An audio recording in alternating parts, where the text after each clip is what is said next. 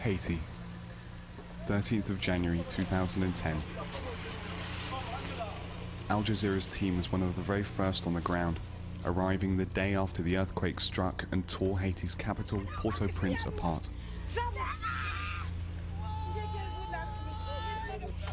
The scenes that greeted us on arrival and the events of the following days and weeks were heartbreaking. This is where people have come to sleep. They say they're afraid to go back into their houses. They think something else might happen. Al Jazeera has been here since the earthquake. These people are trying to leave the city. They say they're tired of waiting for humanitarian efforts to kick into action. And it's been my job to document and report from this country as it confronts the aftermath of the disaster. This is what much of the UN presence actually looks like on the streets of Port-au-Prince. Men in uniform, racing around in vehicles, carrying guns. The international emergency response teams have left now. The shock and adrenaline of those first few days is long gone. The dust is settling here, and as it does, the deep fractures that run through this country are re-emerging, more gaping than ever before.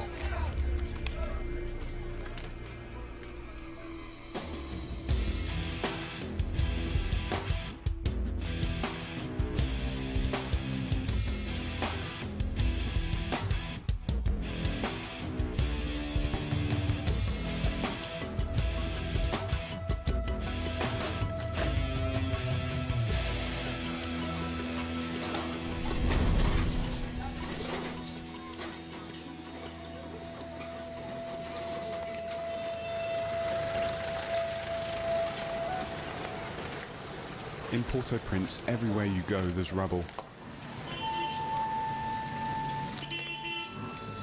Broken concrete and shattered bricks. Much of Port-au-Prince looks exactly the same way as it did just days after the earthquake hit.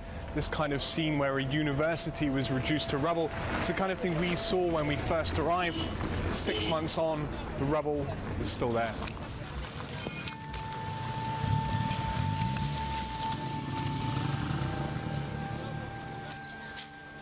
It's thought that around 200,000 buildings came down in the quake, creating more than 20 million cubic meters of rubble.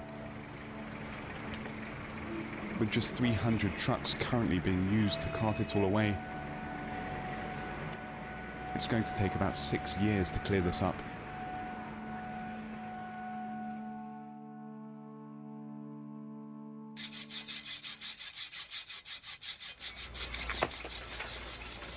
And as you move around Port-au-Prince, there's almost no rebuilding going on either. Companies like the Florida-based Ashbrit Incorporated are waiting and lobbying for the massive construction contracts that will inevitably be handed out by the Haitian government. But 6 months on, few major reconstruction contracts have been awarded.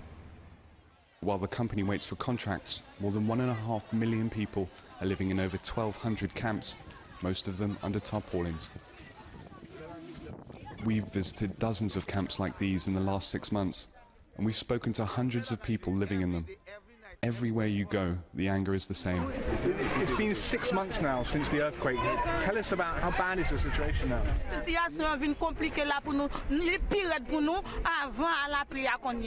you think the politicians, do you think the NGO'S, do you think they really understand what kind of a situation you're living in now? NGO ainsi que le gouvernement, li connaît situation, si on veut débloquer situation pour alléger sur ce peuple là, yo capable faire.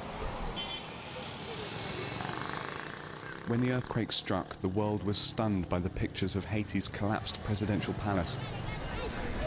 We were in this very square just 24 hours after the earthquake hit. Back then, none of these shelters were here, just thousands of terrified people huddled together to try to get through the night. 6 months on, many things have changed about the way this place looks, but there's one aspect of life that remains the same.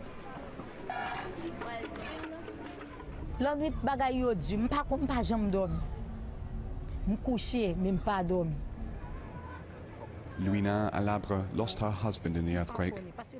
Just 3 days later, her 14-year-old daughter Falonde was attacked by a group of men.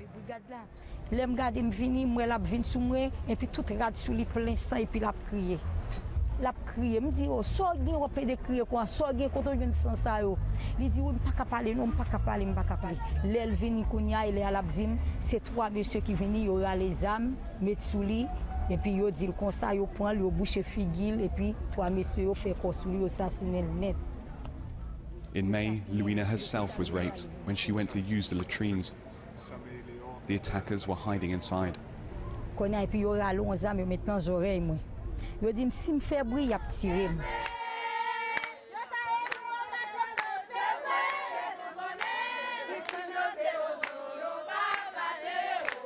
While there have been no thorough surveys and no official statistics, those working with rape survivors say that assaults in the camps are on the rise.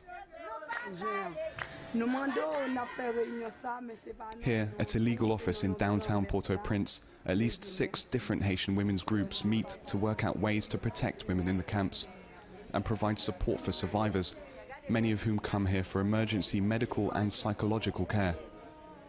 Même pas aucun ONG qui campe dans situation de violence aux femmes. Par contre, même pas aucun qui campe sur violence. Mais qui pour chercher un gens qui pour éviter ou bien qui pour chercher une structure au gouvernement qui pour aider nous diminuer le taux de violence au jour le jour violence ça vient plus. The leaders of at least one of the organizations, Favelec, told us they've not received any assistance from international NGO'S. Bonsoir. The Favelec organizers took us to the Sivan Pistache camp, where there have been numerous cases of rape and violent assaults on women in the past 6 months. Here, they introduced us to 14-year-old Maudeline Dereval. 2 months ago, she was sleeping with her mother in their shelter. At 4 in the morning, a man broke in with a gun and a machete. He told Maudeline's mother that if she called for help, he'd kill her daughter. He then took Maudeline to a nearby ruined house, put a gun to her head, and raped her. When her father went to the police, they told him it wasn't their problem. A few shelters down, and we heard another story. They came with machetes. This woman told us her home had recently been broken into. The only security this woman had was this tarpaulin stretched over the entrance to her tent. The man who came in slashed it with a razor. He told her that if she didn't have sex with him, he'd kill her. She was relatively lucky. She managed to call for help and the man fled. They're hoping that these testimonies will eventually make criminal investigations possible, in spite of the apparent indifference of the Haitian police.